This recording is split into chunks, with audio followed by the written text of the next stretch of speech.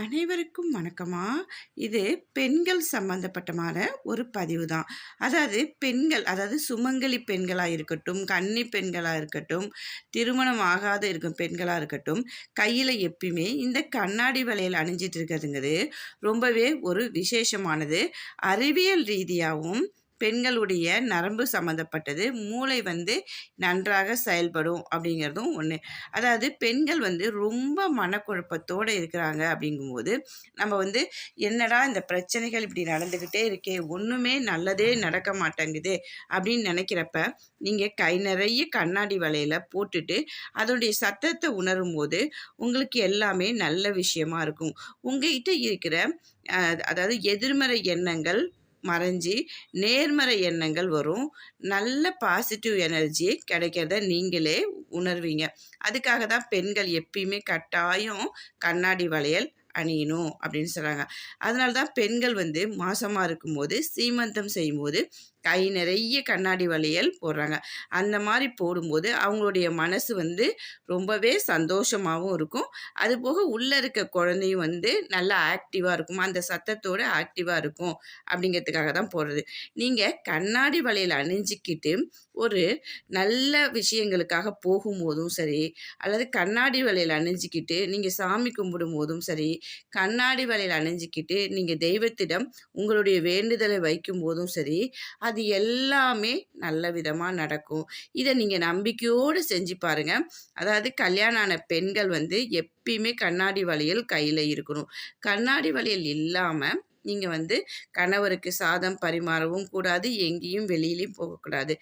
அதாவது திருமணமான பெண்கள் கண்ணாடி வளையல் அணிஞ்சிருக்கிறது மூலயமா தன்னுடைய கணவருடைய ஆயுள் பலம் அதிகமாகும், நீடிக்கும் அப்படிங்கிறதும் ஒரு ஐதீகம். அதுபோக நம்ம அறிவியல் ரீதியாகவும் நமக்கு நல்ல ஒரு விஷயங்கள் நடக்கும். நம்மளுடைய நரம்புகளோடு அது தொடர்புடையது அப்படிங்கிறதுனால அந்த சத்தம் வரும்போது நம்மக்கிட்ட இருக்கிற தீய எண்ணங்கள் எல்லாமே ஓடி போயிடும். தீய சக்தி நம்மக்கிட்ட வரவே வராது.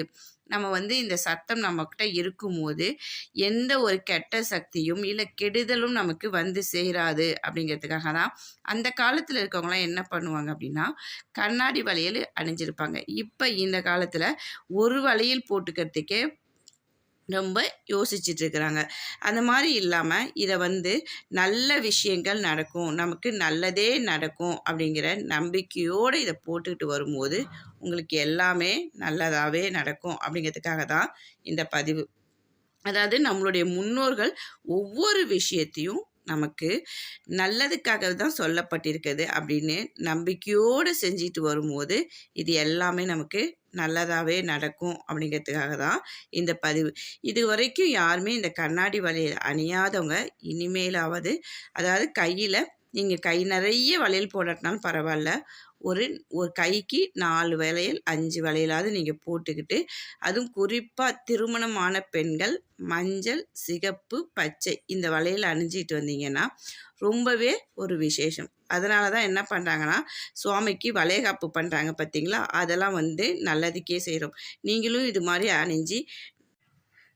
மாதிரி அணிந்து உங்களுடைய மனக்குழப்பத்திலிருந்து தீரணும் அப்படிங்கிறதுக்காக தான் சொல்லி என்னுடைய சேனலை சப்ஸ்கிரைப் பண்ணுங்கள்.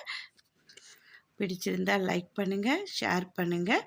வாழ்க வளமுடன். எல்லோரும் எல்லா நலமும் பெற்று வளமோடு வாழ வேண்டும்.